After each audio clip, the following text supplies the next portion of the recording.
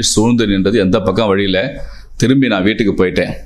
பிறகு நான் இன்றைக்கு இந்த செய்தி உங்களுக்கு நான் பிரசங்கித்து கொண்டு இருக்கிறேன். அருமையான தேவ பிள்ளைகளே, உங்களோட வாழ்க்கையில் ஒருவேளை உங்களுக்கு அடைக்கலம் இல்லாமல் இருக்கீங்களா?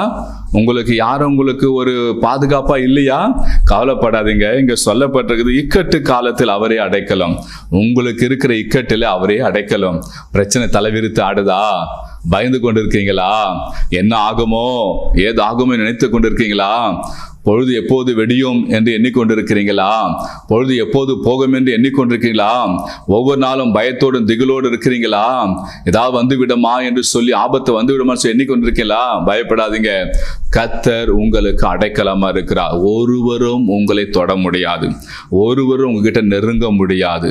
அவரே உங்களுக்கு அடைக்கலமாக அவர் இந்த நாளில் இருக்கிறார். அடுத்தபடியாக அதே சங்கீதங்கள் புஸ்தகம் 40